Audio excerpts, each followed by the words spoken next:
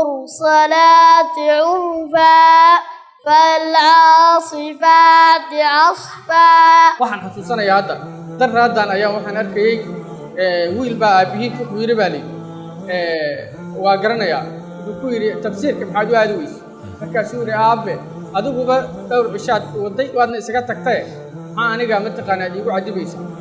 aniga iskuulku waa soo dhigtay dugsigana saacadiisii waan aaday waxaad waqti kale igu ma taqaanaa aad keenaysaa wey adigu waa daa'imi weyso haddaba walaalayaal qudaysigaas ayaa loo baahan yahay in qudwa xasana carruurta loo noqdo oo tusaale wanaagsan loo noqdo khayrka loo horkaco ilaahay subxaana wa tacaala waxaan weydiisanaynaa inuu fadhigayna barakeeyo in carruurta loo duceeyo laftirkooda hadday waxaa ilaahay laga baryaayay inuu ilaahay carruur wanaagsan ku siiyo sooma oo carruurtaada uu ka yeelo qurrata acyun haddii ilaahay owlaada uu ku siiyo abay ku yaraadaani in carruurtaadii aadan habaarin maxaa yeelay nebigu wuxuu sheegay calayhi salaatu wasalaam 3 ducadood in la aqbalayo oo wax walbo ilaahay ka baryaan subxaanahu wa tacaala laga ajiibayo saddexdaas waxaa ka mid ah waalidka waladkiisa hadduu u duceeyo amba uu habaaro waa laga ajiibayo annagana haddaan soomaalinahay carabkeena waxaaba iska bartayba habaara naga soo horay balaaya kugu dhacday sanaxaa u yeeshay meel xun tag ee xaa kugu dhacay ala leeyahy haddaad balaaya ku habaarto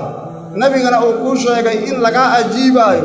oo cunugii balaayada aad ku habaartay uu kuu naqdo wuxuu kuu naqanayaa balaayo guri kuu fadhido kuu naqana adna waa ku dhibaa muslimka kale kula deganaana ka hergeli maa ka nasan maayaan waxaa la rabaa dadka waalidka awlaaddooda inay ku fekeraan macallinka kaliya ayna u daynin guryaha lagu tarbiyayo laguna celiyo manaasibka la ilaaliyo elabtiisana la ilaaliyo qofka waalidka canugiisa ma siiyo ayuu yidhi nabi maxamed calayhi salaatu wasalaam wax kan wanaagsan edabtiisa inuu edbiyo oo edabtiisa iyo akhlaaqdiisa toosiyo siisma ka wanaagsan ma dhiibo waalidku ardayda quraanka inta la baray haddana loogu daro cilmiga khayrkooda waa la arkay kuwii ayagoon quraanka dhammayn amba quraanka markay dhammeeyaan inta laga qaaday maadi la geeyana waa aragteen waa aragteen inay salaadii xataa dukahayn oo aadna kici karin oo aadna ku nasahayn waad aragteen marka waxaan leeyahay waalideenta ilmahooda maadiga intay ka daayaan marka hore diinta islaamka ha baraano kadib ayagaa maadiga barahaya beerta markii la aslaaxiyo ee roob ku da'o haddaan waxba laga qaban waxaadan rabinaa ka soo baxaa ilmaha maanta waxay la mid yihiin beer roob ku da'ay wixii lagu beeraana ka soo baxaa marka in lagula dadaalo waxbarashada diinta in lagula dadaalo xaafaddan horta waxaa noo sahmiyey rag odayaal ah oo hadda waxaa ka jooga cabdi jilacow iyo rag kale xaafaddan markay sahmiyeen kow waxay ka aasaaseen masaajidka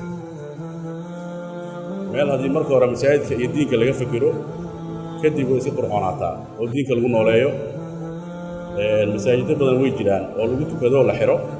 masaajid in la dhiso oo lagu tukadoo la xiro keliya ma loo baahna masaajidka inuu soo saaro dad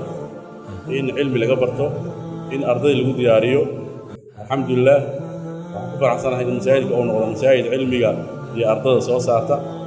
culimmadii ku dadaashay iyo macallimiintii ku dadaashay waxaan leenahay jazaakum allah khayr dafcadii koowaad hadda ka hor ayaan meeshaan ku qabannay dafcadan markaa waxay ka kooban yihiin 2 qaybood qayb farbarkii ka qalin jabisay oo qiraa'adii yacni qur-aanka akhrintiisii si fiican u akhrinayso iyo qayb qur-aankii dhammaystay labadaas ayay iskula jiraan ayaga maanta carfadooda ayaan u fadhinaa waan u hambalyaynaynaa inaan farxad la wadaagno ayaan yacni maanta isugu nimaanay meeshaan madrasada haddii aan taariikhdeeda idiin soo bilaabo madrasada 2010 iyo waxaa la bilaabay 9kii ayaa la bilaabay aakhirkeeda weliba qol yaro 4 mitir ayaan ku bilownay waa ay soo socotay yacni haddana qol yaro 8 mitir ayaan u soo gudubnay ilaa meeshaan aan ka nimaano oo maanta ay meeshaan marayso yacni waxaana sabab u ahaa waalidiinta ka mid ah ayaa sabab u ahaa inay madrasadan bilaabato ama la aasaaso oo hadda waalidiinta yacni ilmahooda qur-aanka ay qalin jabinayaan ka mid ah